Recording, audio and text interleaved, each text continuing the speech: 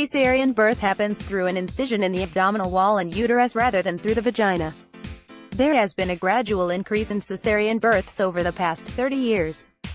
In November of 2005, the Centers for Disease Control and Prevention, CDC, reported the national cesarean birth rate at 29.1%, which was the highest rate ever recorded involving more than a quarter of all births. This means that more than 1 in 4 women are likely to experience a cesarean birth. What can I expect in a cesarean procedure? The normal cesarean procedure averages 45 minutes to an hour. The baby is usually delivered in the first 5 to 15 minutes with the remaining time used for closing the incision. Pre-surgery. Before surgery, you will be given an anesthetic, general, spinal, or epidural, if you have not already been given one earlier in your labor. A general anesthetic is normally only used for emergency cesareans because it works quickly and the mother is sedated. The spinal and epidural anesthesia will numb the area from the abdomen to below the waist. Sometimes the legs can be numb also, so that nothing can be felt during the procedure. In this procedure you will probably receive a catheter to collect urine while your lower body is numb. Surgery. The healthcare provider will make an incision in the abdomen wall first. In an emergency cesarean, this will most likely be a vertical incision, from the navel to the pubic area, which will allow the healthcare provider to deliver the baby faster.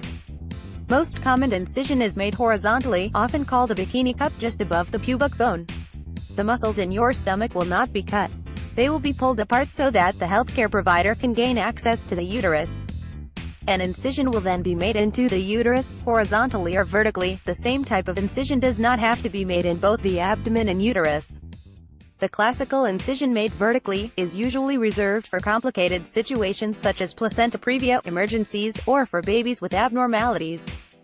Vaginal birth after cesarean (VBAC) is not recommended for women with the classical incision. Another type of incision that is rarely used is the lower segment vertical incision. This would only be used in cases where problems with the uterus would not allow another type of incision to be made. The most common incision is the low transverse incision. This incision has fewer risks and complications than the others and allows most women to attempt the VBAC in their next pregnancy with little risk of uterine rupture. The healthcare provider will then suction out the amniotic fluid and then deliver the baby. The baby's head will be delivered first, so that the mouth and nose can be cleaned out to allow it to breathe. Once the whole body is delivered, the healthcare provider will lift up and show you your baby. Most healthcare providers will then pass the baby on to the nurse for evaluation. Finally, your placenta will be delivered. You may feel some tugging, after which the surgical team will begin the close-up process. After the surgery, you might begin to experience some nausea and trembling. This can be caused by the anesthesia, by the effects of your uterus contracting, or from an adrenaline letdown. These symptoms usually pass quickly and can be followed by drowsiness. If your baby is healthy, this is normally when the baby can rest on your chest and you can start breastfeeding and bonding. You and your baby will continually be monitored for any potential complications. When you are discharged from the hospital, you will be advised on the proper post-operative care for your incision and yourself.